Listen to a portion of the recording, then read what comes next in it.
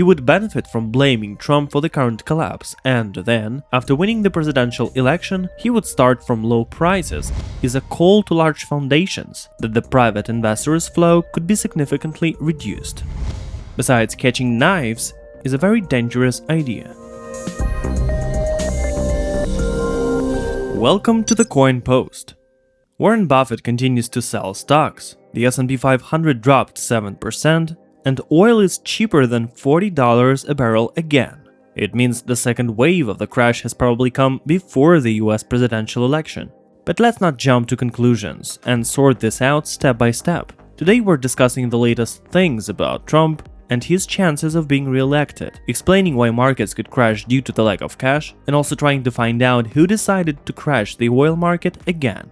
And in the end, we will sum everything up and clarify whether the crisis is already here. Join our community, subscribe to the channel, and turn on the notifications. Let's start.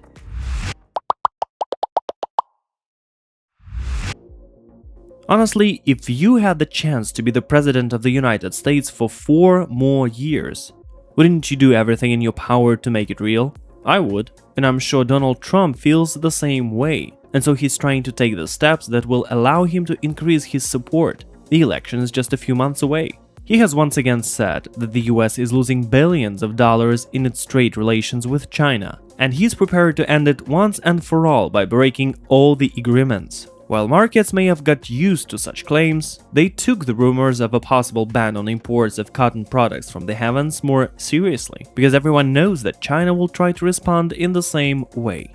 Trump promised to reach a new stock price high before the election, and it happened, but the rally stopped mainly due to the recent attacks on China. Because whatever Trump says, investors are confident of big financial problems if the trade war continues. Besides, the crisis doesn't play into Trump's hands. For his opponent, though, Biden, stock market correction is, on the one hand, a great thing. He would benefit from blaming Trump for the current collapse, and then, after winning the presidential election, he would start from low prices and take credit for the market recovery. Perhaps that is why Republicans and Democrats have been unable to reach an agreement in the US Congress over a second relief package. Every party wants their candidate to benefit the most. But there's another thing. Without this package, there is no unemployment insurance relief during the COVID-19, because Trump's decrees gave far less money than it used to be, and they are also expiring. So let us talk about this money and its impact on the market. And in the end, we'll have Warren Buffett's new stock sales and their meaning. So watch this video till the end. It's generally believed that as the Fed printed a lot of dollars, this liquidity is driving markets up. Some even think that the Fed uses shell companies to buy shares to provide additional support to the stock market. But it's one side of the coin. The other side of the coin is that there have to be new people for the market to grow, and they should bring their money all the time. New blood, so to say, without which there would be nothing. And after the March crash, we saw a massive influx of newcomers in the US, Europe and Asia, as well as Russia, which kept up making a record number of new brokerage accounts. Where did all these people come from? Well, firstly, trading in the stock market is getting easier every day. If yesterday your neighbors didn't even know the word exchange, today many of them have already installed an investment app on their phones. The reason number 2 is the availability of money. If you look at the history of the United States specifically, then poor Federal Reserve is tired of loading new paper and refilling paint into their money printing machine, and still, the inflation rate is record low. The new money they were giving out to the public as part of the relief package due to the pandemic was not going to stores or restaurants, but immediately to the stock market.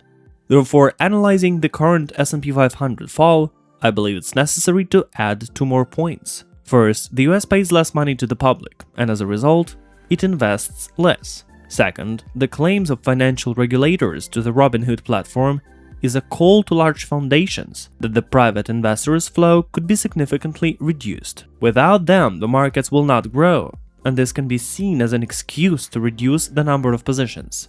And that's exactly what they're doing, and we'll talk about it right after we analyze the oil market. I'm also gonna ask you to give me a thumbs up, as we're halfway through the video. I hope you're enjoying it. Just a week ago, many people got happy that Brent crude oil price went up and reached $46 a barrel. As we see today, it's $40, and it's important to point out that this is most likely a bounce back after falling to $39.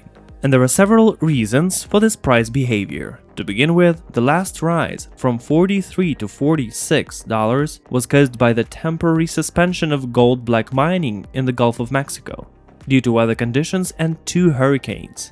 A good man won't even take his dog out in this weather, let alone go and pump oil. And as prices soared, many decided that it was time to resume production, and August was the first month in 6 months that the world had seen an increase in the number of operating oil and gas pumping stations. What's interesting, most of the mining stations were restored in Canada. But there's another very good reason: surplus stocks. So in the US, the gas demand is so low compared to previous years that refineries have no job to do, and they focused on prevention. And not just the United States, because we're talking America, and the Chinese don't want to buy oil either. Not because it's expensive, but because they've got a surplus too. The kill shot for the oil market could be Saudi Arabia's decision to lower the price. The Saudis think that if someone doesn't want to buy now, they should offer them a discount. I mean, the Chinese could collect all the empty buckets and pans in their enormous country to fill them up with cheap oil. But what to do next?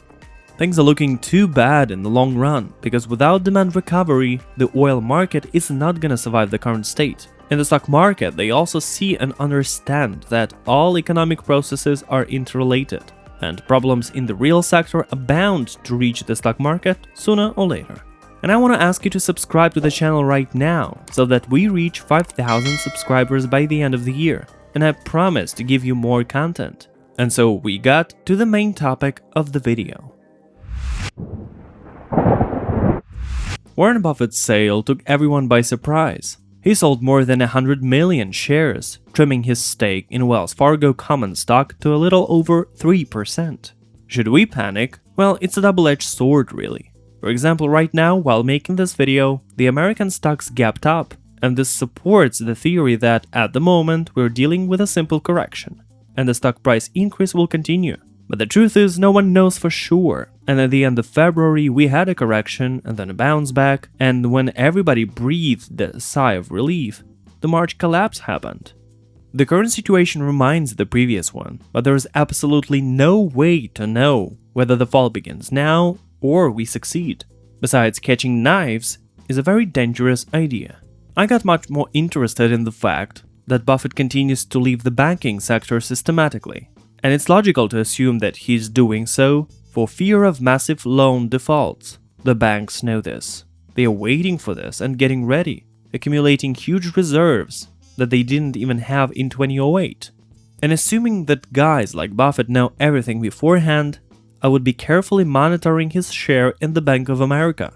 It's the largest company after Apple in the Berkshire Hathaway portfolio, and Buffett has not yet sold their shares. But if he does, it would be a signal to me that the Oracle of Omaha is predicting a banking crisis of unprecedented proportions, and afterward everything else could crash.